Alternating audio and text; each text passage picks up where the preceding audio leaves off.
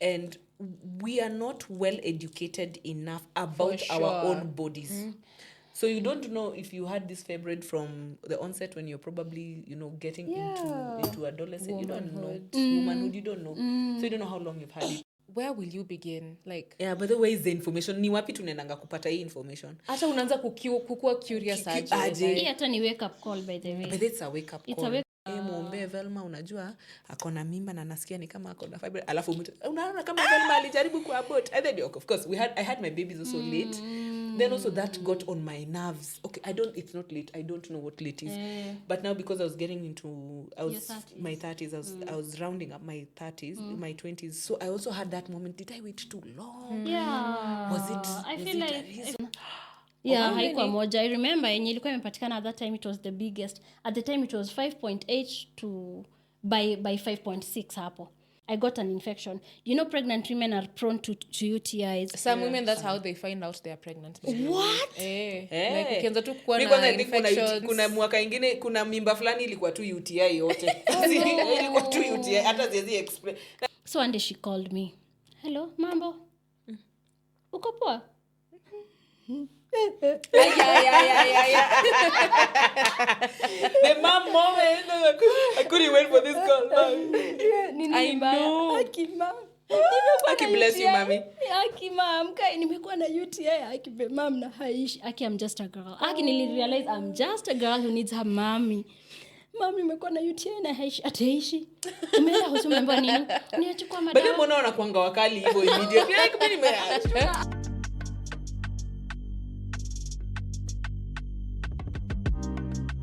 Hi everyone, welcome back to another episode of 9 to 5 Moms. As you can see, tuko na the whole crew here. I am Kanali, your host for today, and I'm joined by Velma, the co-host, and our lovely guests. At this point, I'm Sinita guest. At this point, I'm a resident host. Yapa. Yes. Resident Yapa. Our resident Yapa. Hi guys, I'm so happy to be here again. Thank you guys for having me again. You're welcome. I'm so happy to be here. Utasema kitu? Oh yeah, by the way we have a special guest joining us today. I'm so happy to be here. It's Regina Cate everywhere. I am a content creator, an entrepreneur, a mom, and a wife. Yeah. So thank you so much. And my a sister saying and a sister. Basically, she wears we wear multiple hats. Roles. Yes. Multiple roles. Respect. Yes. So thank you so much for watching the previous episode. Thank you for your comments. Thank you for your likes, for sharing everything. Tuna appreciate sana. And if you haven't subscribed yet, when you mna watch and you don't subscribe, so please subscribe. I know people are looking at me wondering, is this story zote zimetokea wapi sasa all of a sudden? Okay, wacha tuambie. Huyu Kanali ndiye anakwanga producer, yeye ndiye anakwanga content manager. Wacha tu tukushow. Sisi watu wenye tuko hapa employed kama part of the cast. Tuko hapa support please. Content, sisi ni content. Please subscribe. Other producer hapa anatustress. Tuanze kusema road to sijui what the number. Road to 1 million. Those roads. We want to join those roads. Yeah, road to 1 million. 1 million. Tuseme hata 20k kwa 10k. Tuanzie 10k. Road to 10k. Road to 10k for real. So anyway, thank you so much. So me, I usually pick from the floor and still give back. Yeah, I know of course. Disinfectant hapa, so niko tu sawa. Watagrow. Niko tu sawa. Tumbo imezoea. Yeah. So yeah, today's episode will be very interesting because of course the dynamics are very different. But munaget, we are moms. We understand this. We accommodate you. So usifeel any pressure or anything. Thank you. Akipiga kelele msijali. It's just motherhood. Okay. By the time you subscribe to this podcast, you know it was a mom podcast. Yeah. Anyway, so today's it's mostly like a personal story, but also raising awareness on fibroids. Before we started, I just found out that you also had fibroids. I did not. I have one. You have one. The millimeters I keep forgetting, but it has been a resident in my womb throughout the 3 pregnancies. I love that. Idali parent. I only got to find out, and that's why when I was telling you, I was like, I've never told you this. Imagine, yeah. She's never come up. Tusitwende retreat to open up tuanze kuambia na hizi personal team building. So anyway, yes, please, we're raising awareness and also just to support any mom out there or any woman who's going through this and thinking maybe they don't have a shot at motherhood or it will be a bit harder. We're here to offer that shoulder for you. Yes. So today's Your scene. it's a personal story from our lovely guest, and so maybe I should take you back to how you found out about having fibroids. So I keep telling people it's actually funny. Prior to me getting pregnant, I didn't know. I didn't know I had fibroids. In fact, I was so shocked. I was so shocked because, like, from what I know, and again, ignorance and lack of knowledge, I thought sinafa kwa nikiumwa or something like that, ndio nikuje niangaliwe. But no, that's when I knew I had fibroids. In fact, not even the first checkup, like the second. I think I was on my first trimester. First trimester. When you do the first ultrasound? No, yeah, the first ultrasound. Inakwanga at how many months? For how many weeks? 12 there 12 or below. What is below before 12, you leave the first I guess trimester? around 9 11. No. Hapo ndio wakaniambia, and there's something. Naona ni kama kuna growth. That was shocking. It was, because I'm like, what do you mean kuna... Yes, it was shocking. Yes. What do you mean something is growing with my baby in my tummy? You know, that's when I knew. That's when I knew. And it was really, really shocking. Because first of all, unaanza kujiuliza, okay, What does it mean? what does this mean? So what does it mean for me? What does it mean for my baby? Yeah. Wow. Maybe That must have been hard. And let me just do a follow-up question on that. Had you been trying to be pregnant before? No, I wasn't trying. Okay. I wasn't trying. Okay. Because sometimes, girl. because sometimes some guys find out, like, after they've been trying for a while, and then when they go, like, you see now, then if you've tried for a while, and then now the doctor's like, okay, let's check your womb, and then in that moment, that's when they find out Fibroids. the fibroids. And then some people who bleed a lot Yeah, during the pregnancy, period. it's very heavy. It's a heavy flow, so they also find out. I think there's so many circumstances under which the fibroid can be detected sometimes, and we are not well educated enough about our own bodies. So you don't know if you had this fibroid from the onset when you're probably, getting into adolescence. You don't know. Womanhood, you don't know. So you don't know how long you've had it. Yeah. And I think the same happens to most women. You tend to find out either when you've been trying to get pregnant or when your flow is a bit different. Yeah, then when you go to the gynae is when you're like, okay, what's going on? Because I remember seeing something online about fibroids, and the comment Someone is sections demanding their rights. and the comment sections were ni kutumia family planning mingi badala ungepata mimba mapema. Badala ungepata mimba mapema ukatumia family planning mingi. A misconception. Yeah, mnakaa hapo mkijifanya amzai mapema, sasa ona you are in your 30s, and sasa I'm like, first of all, Janice, That go is very get a harsh. book. Consolata, go get a book Consolata. and read and uondoe ignorance kwa sababu fibroids sio that peke yake. So for me enyewe nilikuwa shocked. You want me to do this for you too? Yes. Yeah. Yes, please. Yes, as we're feeding the baby. We're feeding the baby first. That billboard. So Hapa ni mpaka tupeane rights. okay. So I remember because We're not covering the baby, by the way. We're not covering the baby. We're not covering the food. No, we're not covering the food. Yeah, so nilishtuka, alafu nikakumbuka pia my mom had battled fibroids. Okay. Na yeye alijua kwa sababu she used to really bleed to a point where alikuwa na get anemic. So vile mimi niliambiwa niko nazo, niko like for me nilikuwa nadhani zinafaa zote ku manifest in that way. But first of all, as I was telling you guys earlier, me I've never had painful cramps. Mimi sijaikuwa na cramps, sijaikuwa na hizo heavy flow, nothing. So honestly it was a shock. I think for sure we are not educated enough on this topic because tunaifikiria very textbook-ish. Like kuna a certain way unajua, but again we forget that every woman is different. Our bodies are different. We manifest things differently. So we need to be educated on this topic. I think the more we like get into different topics on the pod, the more you learn how you don't know at all. You think you know, but you don't know. Because now learning is real. If you think about it, we only get into finding that information when we're in the situation. That's when you start researching. So, for example, Mr. T. Enjoy your right. Sijali. Maybe anasema hiyo side nyingine iko na flow more. Iko na more. Bele nimempea sana. Ako zile za imeisha mam. Bele Switch it nafanya up. Si ni switch. Acha ni switch. It's okay. Switch it up. Tumekusikiza. Na sasa achili imekuwa chao. Okay, so I don't know why we don't have time to learn about our bodies. It's strange then. I feel like where will you begin? Like, yeah, but the way is the information. Ni wapi tunaendanga kupata hii information? Hata unaanza kukua curious aje. Hii hata ni wake up call, by the way. But it's a wake up call. It's a wake up call. Cause at in the same point ya kukosa kujua our bodies, you can't be out here talking about how your man does not give you the big O, but you don't even know the place yourself. You don't even know yourself. Aujui penye kuna fanana huko down. Wewe tuliapata nakumbuka some chick was saying how one day she took a photo down there and then she was like, yo, this is how it looks. And then I was like, interesting. Yeah, we've been made to believe the hoo-ha is a place we should not be. You're talking about it's forbidden. It's yours. It's forbidden. But now the guy gets to see your hoo-ha every time. Every single time. Yeah, he knows your hoo-ha better than you. Anaijua better than you. That's kama haijui. That's wrong. Na kama haijui, wewe mwenyewe hata uijui na ni yako. Wewe uko nayo.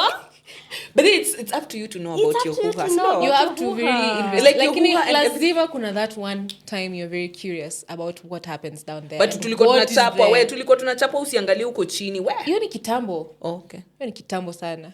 Mlikuwa mnachapwa? Me, I think mimi nilichapwa. Me, I think kwanza venye periods zilianza I was so curious because like figuring out which hole. That for me was I was like, why? Somebody needs to tell me. I'm telling you, even if you go out here right now to the streets and do that thing for voice pops, something word on the street.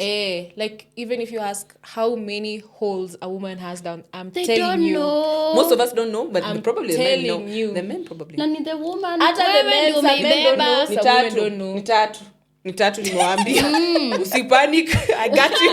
Don't panic. You don't even know what goes where, but you're here complaining your man does not know. Do you know? So apart from all that, kwa story ya ni different. Kwanza ni story too. That's like another topic. Wacha turudi kwanza kwa history ya uterus. So you found out it was growing. Yeah. Actually it was not factors? one. Yeah, haikuwa moja. I remember yenye ilikuwa imepatikana at that time it was the biggest. At the time it was 5.8 to by 5.6 hapo. And then later on my second trimester I got an infection. You know pregnant women are prone to UTIs. Some women that's how they find out they are pregnant. What? Like ukianza tu kuwa na na infections. Kuna mwaka ingine kuna mimba fulani ilikuwa tu UTI yote. Ilikuwa tu UTI hata ziezi explain. Nani kumbe sikuwa na kunywa maji pia mimi sikuwa na kunywa maji ilikuwa inaonja vibaya. Sasa so ilikuwa ina clear system haraka alafu usijui urethra imebend. Kuna tu story more but we continue. So I got I got what I thought was a kawaida UTI. So nikaenda hosi nikapimwa nini nikapewa antibiotics. Kupewa antibiotics nikazimeza and unakuanga sure by like day 5 umeanza kufeel better hata uko poa. Maybe sasa una deal na itchiness. Women. Yeast infection sababu ya kukunywa antibiotic. Don't mind. Imagine ukipewa antibiotic yenye si poa. Okay, si ati si poa. Kuna mwili zenye zina react utakuwa na yeast. Uanze kujikuna. So by day 5 hey you guys, I'm not feeling better. I'm even feeling worse. Nasikia throw up. Nasikia unajiconvince maybe ni nditongazi hiyo morning sickness Actually, so you know what's even funny? Sikuwa mimi boli yangu iko na morning sickness. Mimi nilikuwa kawaida. Big up. Watu kama ni nyinyi mtatuambia mlifanya uchawi wapi? Nilikuwa kawaida kabisa. So God's favorite presenting. Sky Daddy hapa. Thank you Sky Daddy. Sky Daddy is doing you the most. Next tu saumu. Karibu niseme next time nikakumbuka niko na watoto wangapi. Sorry as you are God as you are. Don't bless me. No. Did you say something? No. I'm good. So hii pain ilikuwa pain ni kama ya kucramp. Inachilia inakuja like nilikuwa nashinda hivi. Nikarudi nikamwambia hii kwani yaishi. Narudi hosi naambiwa acha basi tudunge antibiotic. Narudi hosi naambiwa napewa zile mapainkillers. Unajua zile zile za kurusha kwa maji. Oh my god, don't remind me. Siwezi tumia kitu tena in my life. And the way it tastes vibaya. mi time moja nikapigia mama kanikola, alafu I had not told my mom because see we are okay. Mi ni mtu mkubwa, mi sasa hata niko na mimba, mi ni mama. You know, napigia mama namwambia nini. So one day she called me. Hello, mambo? Uko poa? The mom moment. I couldn't wait for this call. I know. Aki bless you, mommy. Aki mom, nimekuwa na UTI. Aki mom na haishi. Aki I'm just a girl. Aki nilirealize I'm just a girl who needs her mommy. Mami nimekuwa na UTI na haishi, ataishi. Umeenda hospitali nini? Niachukua madawa. Bado mbona unakuanga wakali hivyo immediately? Like mimi nimeashtuka. Akotuzeleza. Ataishi, umefanya nini? Nikamwambia nilienda hospitali nimepewa madawa haishi. Leo hata ni day 9. Hata unajua it was so bad, nilifika mahali naanza kupa painkiller gani? Inaitwaje? Ile inafanyanga mtu No. Oh my God. So that you don't feel the pain. I had to. I was in so much pain, babe. I was in so much pain. Nikamwambia nimetoka hospitali nini. Akaniambia pause again. Were you seeing a GP or an OGB? An OGB. Okay, continue. That's wrong. No, it's okay, perfect. Mimi si judge, sina skiza. Oh. Hey. So, nika akaniambia ebu enda hosi tena. Enda tu hosi tena usikie. But let me tell you one thing. Ni vibaya kuwa overthinker, but pia ni vizuri. I'm such an overthinker. Nilikuwa hivi usiku, kila usiku nilikuwa hivi. I feel like this, like ananiambia it could be that is UTI imeproceed to your kidneys. Oh my God. Napigia doc na mwambia niaje doc. Mimi na feel ni kama hii kitu ni kama imeproceed. Because pain yenye wana discuss ni pain yenye mimi nasikia. Hapana. Ume overthink, umeenda mbali. Naambia acha niende tu scan. Nikamwambia nakuja scan. Tu scan tuone kama kidney zangu ziko sawa. Nimelala hapo, babe nasikia uchungu. Niko tu hivi. Oh my God. Kama sio hivyo labor ina feel worse than that, but I wouldn't do vaginal labor. Okay. Story for another day. Proceed. So, nikafika hosi akapima, akaangalia akasema, yenye kidney zinakaa ziko na fluid. You know why I'm telling you this story? Because it was then that I realized kuna 2 more fibroids. Yes. Were they laying outside the uterus or? It was outside, but moja hiyo kubwa ilikuwa kwa lining. You get? So they were like, lakini hizi haziwezi zika prevent uzae normally. Hazita prevent uzae normally. Huyo sasa ni huyo daktari. Mimi kwenda kuona gyna time yenye nilikuwa naenda kujifungua, aliniambia hatutakubali uzae normally. Oh God, sorry, not normally, vaginally. Hata CS ni normal. I'm so sorry, moms. Hatutakubali uzae vaginally. Kwa sababu utakuwa na so very very very consistent labor and contractions Very fast. Very fast. Ama pia zikuwe very spaced out. Utachoka haraka na mtoto atachoka tukukimbiza bado CS, ama hata ukosa kumake it. Oh no. Kwa sababu like it's so big, it's really really big. So hapo sasa ndio tukaamua basi itakuwa CS. Wow. Well, you know what, when you're talking about it, let me mirror the conversation. You've made me remember the anxiety I got when I did the first scan and they found it. And then I keep saying his name. Dr. Ngai. Dr. Ngai. Another one. Anytime utakuwa na mention tutakuwa tunakele sound ya another one. Dr. Ngai goes like, "Sweetie, did you know?" I was like, "No, I didn't know." Then he's like, "You should know. You should know about your body." Then I was like, "Oh yeah. I'm sorry, I don't know." Then he was like, "Okay, let me look at it. Let me give it another look." Sends me again to the scan. Looks at it, there's like an anxiety you can't explain. You feel like it's a death sentence. You feel like kwa hivyo mimi sio mwanamke normal. So then my first question is, will I be able to deliver the baby? Will the baby survive? What do we do? Then he was like, before you go faster, let me first look at the size. Let me look at the nature. And then we'll be able to make a decision. Now unaona yopatia normal, vaginal.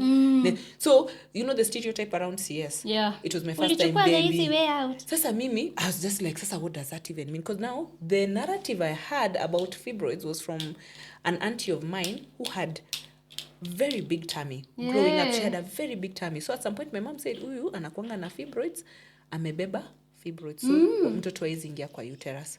So then, I grew up knowing that fibroids are associated with infertility. Oh my God. So, as in, I was in the middle of, because my aunt had lost enough pregnancies. Oh no, sorry, and auntie. again, she passed away last year, and Oh no, when I'm my so mom sorry. was telling me my aunt has passed away, and she was in her 50s, 60s, and she was like, oh, it's so sad that she didn't get the joy of having a baby. However, she had adopted so many kids, and you could not tell that they were not her biological children. So now my narrative of fibroids and barrenness was connected to that. So I was like, is it growing? Yeah. Then he was like, no, it won't fight with the baby. It's outside the lining of the stomach. So I was like, so what does it mean? Then I asked him, can we remove it? He's like, no, you're pregnant. We're not removing it. Okay. Then at some point he was like, but I think it's calcified. Then I was like, what is calcification? He explained what calcification is. Then he was like, it's not growing, but let's monitor it. Yeah. Then he told me, if you feel any form of pain, you call me.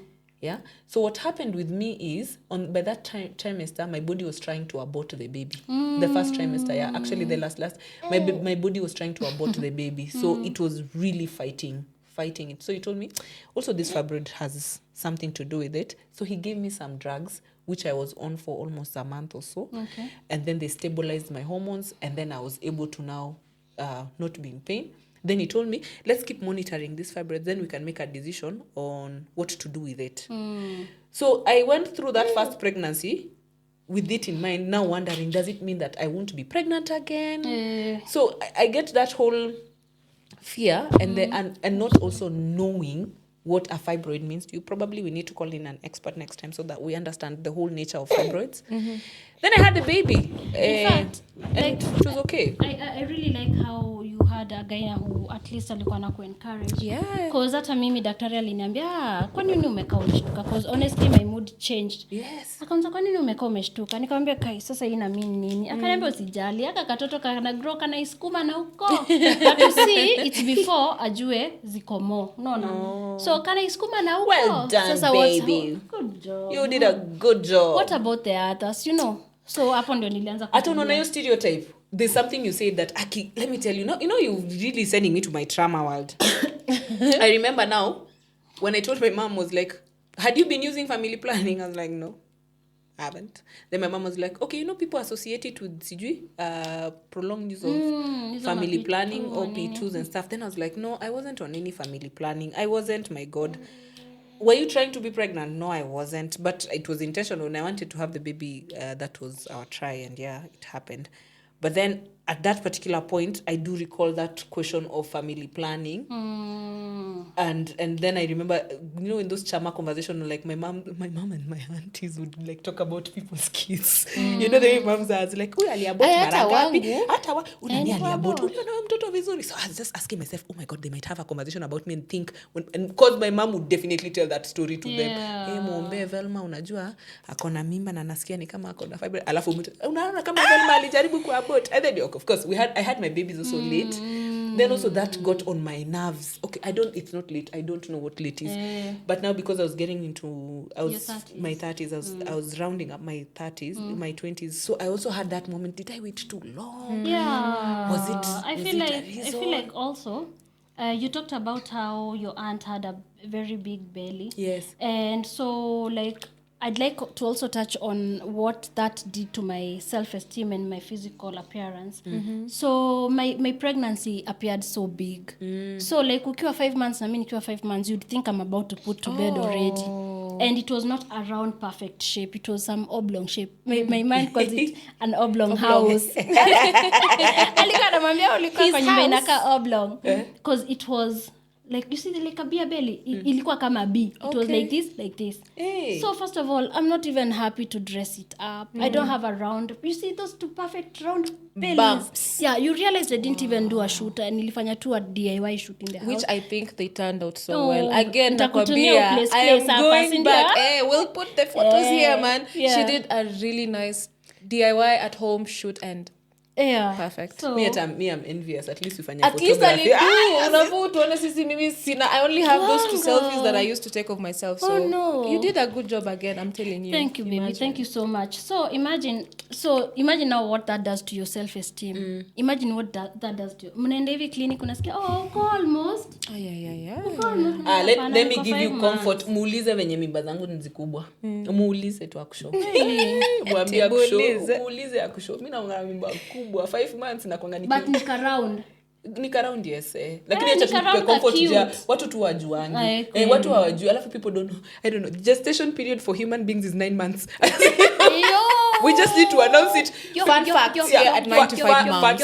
Gestation period for a human being is 9 months and then the pregnancy does not show up the first day like the belly does not show up the first day it shows from around 3 months like after the third trimester the first trimester the 12th weeks yes so we are not hiding it will show up to hide hakuna kitu hata ya kuficha hakuna awezi hata sakin mimba ifichwi so at it's public knowledge so at least I come to now give people so much grace because I realize people don't know how people don't know how to like measure your time.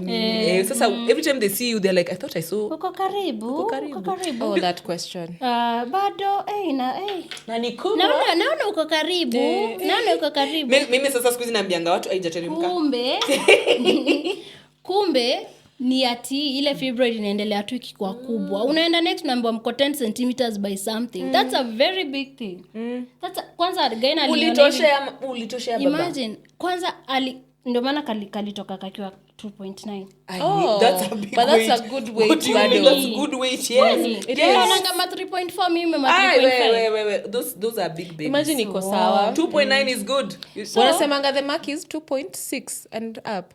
Something like that. 2.5 you're okay. Okay. 2.5 you're okay. At below, you know there are people who give birth to kids who are 1.8. Yeah. And they're released like at just age. Hongera to all moms.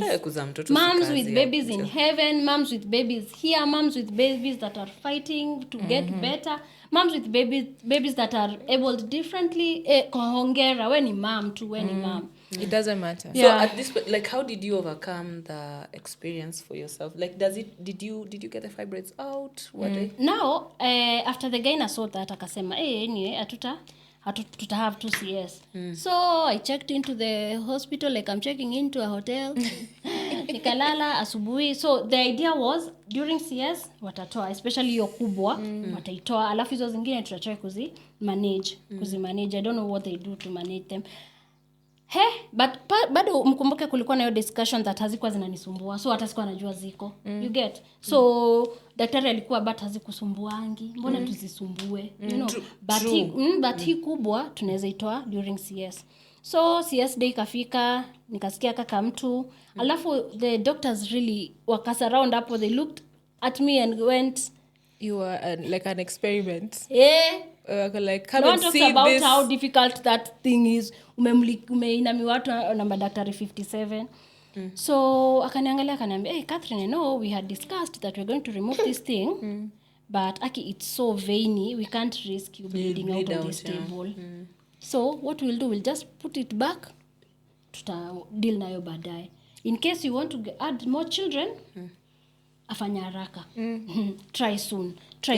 Like ni try soon. Like ndio isikuwe na spacing kubwa. Isikuwe na spacing kubwa, ndio nikishamalizana na story, we just toa the whole thing. Ni kama kutai tubes, unatoa tu yote. Ndio How did that make you feel? How did that make you feel, that statement? Nothing actually. Oh, really? Sikukea. I was just like I do recall trying to have that conversation and I felt some type of way. Then it took me back to when mom had it, and I remember how it hit her mental health. Because alikuwa like, sasa mimi sina mama, sasa mimi si mwanamke kama the others. And I thought that would come to me, but nilikuwa like, by then nitafikiria nikipata alafu niko nimemaliza nitakuja tu tutoe. Because haina haja ziendelee kugrow hapo. You know, unpopular opinion. I'm sorry ladies, poleni. And I know in my past. Sorry ni haki. And I know Aki, don't apologize, you're in the right company. Yeah. Our kids I love mom friends. Between me and her, our kids are terrorists. Wangekuwa hapa ingekuwa hata tungekuwa so hiyo hata ni better. This is okay. So what was I saying? Unataka kujichukulia. What was I saying? You're talking about your big boy, your mom's experience, and so you're giving us your unpopular opinion. My unpopular opinion. I know tunakuanga huko online tukishout biological clock mambo gani. Now I understand biological clock haimaanishi tu umeambiwa unafaa uzae at 20 at 30. Ina mean too when your womb stays dormant for so long. Womb inajua kuna kitu inafaa kugrow hapo. Sawa? so lazima kitu igrow hapo, and that is the fibroid. Okay. So that's what they call niliuliza daktari, kwa hivyo ni ukweli kuna biological clock? Basi akaniambia even me, he told me that, but it hurt my feelings, and that's why I was like, I felt the panic of, did I then wait too long? Exactly, iliniumiza, but niko zile za kwa hivyo iko, akaniambia yes iko, hiyo ndio mnaambiwa. Hiyo ndio mnaambiwa. The uterus has a function. Iko na function, na ikikaa sana kama hakuna kitu ina grow hapo ndani, something grows hapo ndani, and that's the fibroid. Yeah. That's an unpopular opinion, but it's a painful reality. It is a painful reality, because hata mimi nilikuwa but niko na swali, the only question, the only thing I was worried about, because I asked the gynae is I don't recall the answer though, and this is me being honest, I don't recall the answer, because I was asking him, then if you are prone to them, do you then remove your uterus at some point? I think it's the safe. Because he told me that because he told me they can remove them surgically, then they can grow back. Grow back. I was just like, man, yeah. Are you serious? Yes. Me because your part, I was just like, what? Because actually that was the reason why. Because my husband is the one who was like, no, atutoi. Because it's like, no, we're not doing surgery. Because now I was going through the vaginal delivery. Then he was like, then the doc was like, oh, do we get in and get it out? Then he said, let's deliver the baby and then we can schedule for a surgery. We remove it. Then my husband was like, okay, what is the 100%? Is there 100% guarantee that they won't grow back? Then he was like, no, there's no 100%. Imagine, that's they can why grow back. The only way to like totally do away nazo ni kutoa the whole uterus. I didn't know that. Me, I'm here, I'm in class. You're in class. I am in class class. is in session. Amenipeleka kwa trauma. Bado niko nayo, by the way. I still have so it. do you guys go back to see how big it is right now, or how small? Mine was calcified, because even with the my last baby, when we were doing it's funny when you go to different ultrasound, what do you call them? Hospitals. Sonographers. So when I'd go, then like it was something like they would want to kind of tiptoe around. They're like, are you aware of something in your tummy?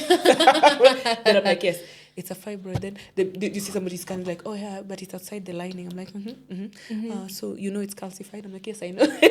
But that's the beauty of knowing, because if you don't know and somebody mentions it, you can go into that panic. So like I've had them for a while. I've had it for a while. Now different doctors will say different things. Imagine so utapanic every single time unaenda kumuona. Yeah. So enda tuna knowledge. Nimeambiwa ni 3 na niliambiwa moja ni 10 point nini, 10 point nini, by 10 point nini, ya pili nikaambiwa ni 5 point nini, by 5 point nini, ya tatu nikaambiwa ni 3 point something. Fight kuitoa. Yes. Hiyo ndio the smallest.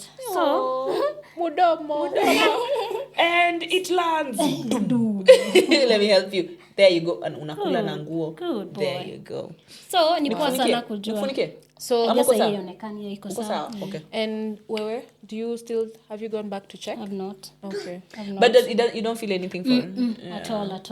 You know, so you can have a normal life with fibroids, imagine. Nikakumbuka, I have been a gym girl. You remember prior to my getting pregnant? Yeah. Na my tummy ipunguki.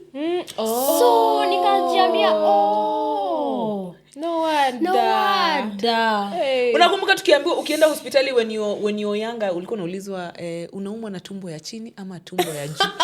I used to find that question awkward when I became a teenager. And then like on my menses, sasa nimeenda hospitali, I'm sick. I remember there's a time I had UTI, and then this guy's forced unataka nifunikie mami. It's such a cool baby.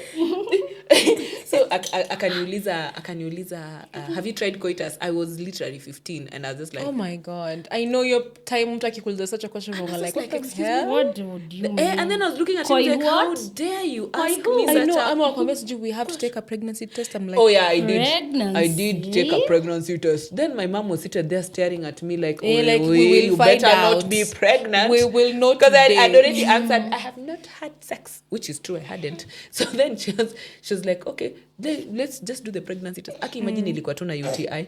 So I had collapsed from pain. Yeah. Aki, it was Oh UTI. my God. Yes, I collapsed from pain. Aki UTI is the devil.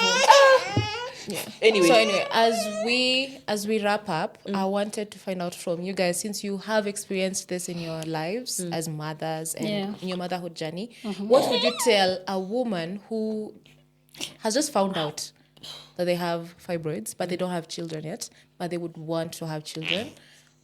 What would you tell them in this moment? Okay, mine wasn't at an extreme case at that moment, but I do recall how scary it was. I do recall how scary it was. Immediately I found out. I felt like I had betrayed myself for not knowing about it. I felt like I should have maybe checked before trying to get pregnant. And at that point, I felt like it was a sentence to my motherhood journey. Like, then how many children can I have? How many can I not have? And I think also it influenced the succession of my kids, because immediately after my first one, I quickly got pregnant with the second one, because I think I had that fear of let me tell you, Nyonyo can do something to you. He's the drunk. entertainment is legit. Yeah. So I'd tell a woman in that position is don't panic. There are doctors out here. They know what to do. Consult, seek a first opinion, second opinion, third opinion. And the earlier, like if you know you really want to have kids, try and learn more about your reproductive health as soon as possible. So then it can help you do an informed journey. We una expose maneno hapa, una expose tutatrend, tutaki kutrend, tutatrend. So I just say don't panic. See a doctor, get your second opinion, get your third opinion. Yeah. There are drugs. I understand there are drugs that can be used to manage. I was lucky that mine calcified. As you're saying, for yours, it was very veiny. I remember at some point when I was with Dr. Ngayu in the hospital for my third baby, not even for a consultation, and there's a lady who had come in, and he was very upset about her situation. She had fibroids and she had lost multiple pregnancies, but they had not disclosed to the gynae that they knew they had fibroids. So they were trying to get him to do a surgery. And he was like, something told him just, no, let's check your history again. So he was very upset. And I remember he said, I want to rant. I know doctors are not allowed to rant, but allow me to rant. And he was like, as a woman and you know you're in a situation, for a doctor, full disclosure is important. It is very important. Tell me what you're going through. I am the expert. I will tell you whether to do a surgery or not. Okay. Don't come to me because you think I'm a miracle worker to salvage a situation that you already know is dire. So he was very upset. He's like, no, women need to, be honest when you're consulting. Just say. Ocha kuogopa. You've discovered you have something. Don't wait for the doctor to discover it again. Just say, I have this and this and this. I think I could save so much time. Yes. So he told me let's try and learn as much as possible about our situations and our body. So then the doctors can help us also make informed decisions. For example, as you're saying, if it's removing the uterus, so that, because also there's a lot of psychosocial implication to it. Of course. If you've removed it, then what? Because we feel they need to justify do you need to see people. A counselor? Do you need to see a counselor? Do you need to explain it to your family You've lost members? a bit of yourself. So that you're not trying to over-explain a situation that you just had to time make. and time again. Yeah. So for me, my takeaway from that, or rather what I tell a woman, because as I have daughters, so these conversations for me are very deep. Because I prepare myself to what I'll tell them. If somebody comes to me and be like, Mom, the doctors have said I have fibroids. The way your mom was like, okay, let's go back to the hospital. I want to be able to say, okay, go see a doctor, check on this, check on that. Now see witchcraft. No, so it's not witchcraft. So it happens. My mother didn't have fibroids, so I had a fibroid. So I don't know if it's inherited. That was also another question I had. But maybe when we have the specialist, we'll be able to ask. So that's my feedback. I don't know what's your Mama unpopular opinion. I think vile umesema, when you mentioned that you have daughters and these conversations are very dear to your heart, I feel like even you boy moms, you want to raise a man who will understand the woman and his autonomy and why things are happening to that, to the ladies or the women around them, So like it's a conversation that needs to be had, not just to be heard and to be listened to, not just by girl moms, but also boy moms. Because of what importance is it for a lady, for a girl to know all this and yet we're just repeating the same cycle and just to end up with a man who knows nothing about the woman. Talking about, babe, nimambo niko na fibroids. Kai, ni ule mchawi uliniambia anti yako mchawi. you know, of what importance or is then that? it starts deciding that you are barren. You're barren, utatafuta mwanamke mwingine wezi nizalia. So like, let's have these conversations, and I'm so happy and proud of you guys for having this platform. Thank you for It's coming so on here and talking amazing. about it. It's so amazing to have such conversations. The outlet. I'd also love to tell women it's not the end. Uko nazo, no problem, utaishi life tu vizuri, utapata mtoto. Si mimi nilihave na niko ndo huyu. Imagine. Ndo huyu. Na wako. Watatu. Walipigana So there's nayo. hope. So you know, until you mentioned it, as you know, that's what I was telling you. I even didn't know that I should, like, sometimes like And you know, the funniest thing is that when I was telling Velma about you coming on the pod and the story that you're coming with, hata hakuniambia that she had them. Like, I'm like, what the hell? No, unajua nimekumbuka kwa ultrasound venye ilikuwa, alafu we used to measure it. They anasema it used to be measured every single time, and I'm like, sorry. Every time wakimeasure, kama ni a different sonographer si ule wa kawaida, alikuwa na feel the need kuniambia. I need to lay this information. Alafu professionally. anatafuta ije ya kuniambia ile asini. Atipto kidogo. Atipto. So akishamaliza anambia, we are aware. So is this your first pregnancy? I'm like, no, it's my second. So I used to love that question as well. Before we wrap up, nimekumbuka kuna daktari. Oh my gosh. Daktari aliniambia. Nilienda hosi, akaanza, okay, age 32. No, I had not turned 32. Nilipata haka kama ndio nikaturn 32. Age 31. Mimi naona nataka flavor ya hiyo side nyingine. Akaandika, alafu akainuka akaniambia, "Nasi umechelewa sana." Oh my god. 32 ni kuchelewa. 31. Sasa nikashindwa, sasa ningeenda kwake kumwambia niko na fibroids, ndio angeniambia, "Nilikwambia umechelewa." Ndio mimi nataka kujua kuchelewa. Guys, hebu tell us in the comment section, what do you think is the ideal age? Hakuna msituambie nyinyi jipange. Jipange. What venye tu una feel by the way. venye Mungu amekupangia, it is what it Plus is. it's not you. Hakuna mwakeni ni kila mtu anafaa afuate. Exactly. And on that note, we are wrapping this up here. Yeah. Mimi hata nimeshajitoa kwa conversation ya mapema, nisikia some type of way. Yes. Thank you so much for watching this episode. If you resonated with this story that we've shared here, kindly leave a comment in the comment section below. Let us know your story. If you're battling it, how did you find out? What steps have you taken to manage the situation, your fibroids, all that? Tell us in the comment section and we will be there to engage with you. We are shooting today at Voicebox Studios. So guys, again, if you need any studio space, professional cameras, professional assistants, professional everything, editing, they will do it for you if you need it. Hit them up in the description box, and until next time, bye. With the millennial. Peace out. Peace out.